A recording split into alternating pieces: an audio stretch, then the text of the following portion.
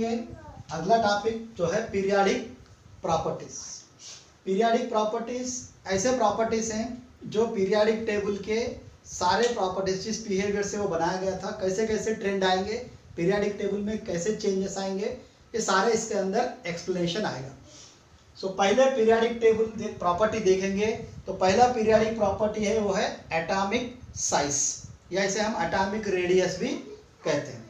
So atomic radius का मतलब है द डिस्टेंस बिटवीन द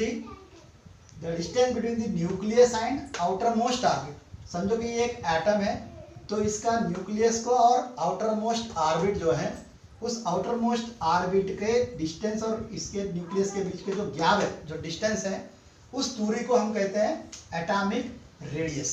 ये एटम का रेडियस है। इसको हम पिकोमीटर्स में यूनिट्स को काउंट किया जाता है। इसके यूनिट्स होते हैं पिकोमीटर्स।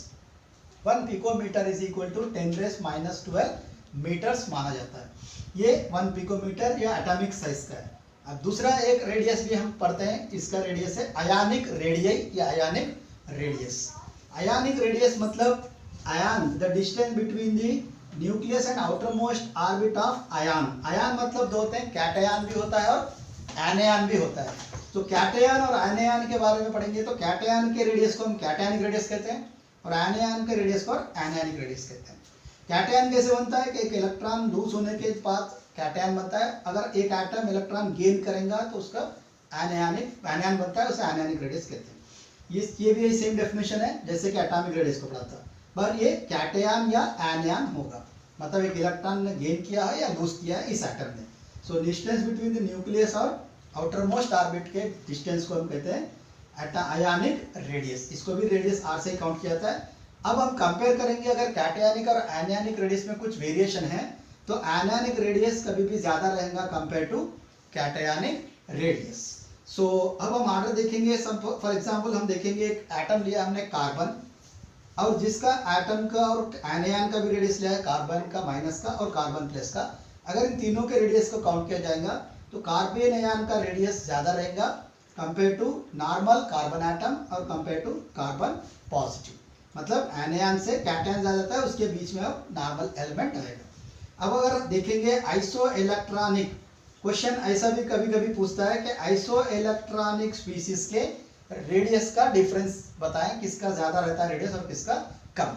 अब हम देखेंगे आइसो इलेक्ट्रॉनिक मतलब क्या होता है। आइसो इलेक्ट्रॉनिक मतलब आइसो मतलब होता है सेम और इलेक्ट्रॉनिक मतलब होता है number of electrons. Same number of electrons के अगर डिफरेंट एटम्स हैं, यहाँ हम देखा कि एक ही एटम के बारे में प्रयास किया।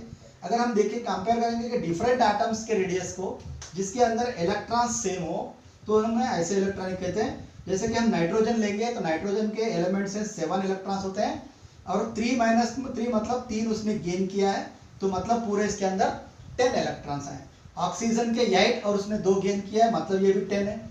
और फ्लोरीन 9 है और 1 गेन किया है तो उसके भी 10 इलेक्ट्रॉन्स हैं।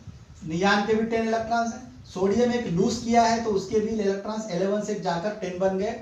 और मैग्नीशियम 12 है जो 2 लूज करने पर 10 इलेक्ट्रॉन्स और एल्यूमिनियम भी 10 इलेक्ट्रॉन। सारे एलिमेंट अलग अलग हैं बट सारे के अंदर सेम इलेक्ट्रॉन्स हैं, इसलिए हम इन्हें आइसो इलेक्ट्रॉनिक सीरीज कहते हैं।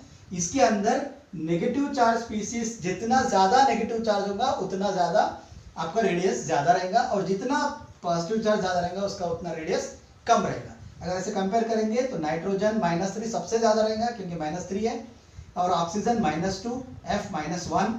इस तरह नियान जो न्यूट्रल आएगा बीच में, उसके बाद पॉजिटिव चार्ज होने के कारण न्यूट्रल से भी कम है, जैसे हमने देखा था पॉजिटिव Na+, उसके बाद Mg+2 और आखिरी में सबसे आखिरी में आएगा Al+3 क्योंकि सबसे ज्यादा इलेक्ट्रॉन लूज किया है। सो कैटआयन का रेडियस कभी भी एनायन के रेडियस से कम रहेगा, बीच में न्यूट्रल एटम आएगा। ये है एनायनिक रेडियस। और तीसरा देखेंगे हम कोवालेंट रेडियस। कोवालेंट रेडियस मतलब होता है the half of the distance between the nuclei of 2 atoms connected with covalent bond. Covalent bond से अगर 2 एटम कनेक्ट हैं, एटम ए और एटम बी, अगर समझो कि 2 एटम कनेक्ट होकर हैं कोवालेंट बॉन्ड से, तो इस कोवालेंट बॉन्ड से कनेक्ट होने वाले 2 एटम के जो न्यूक्लियस हैं उन दोनों न्यूक्लियस के ऑफ डिस्टेंस, अगर समझो कि डिस्टेंस टोटली d है तो उसका ऑफ मतलब radius is equal to d/2। अगर उसका ऑफ लेंगे तो उसके रेडियस के बराबर होगा।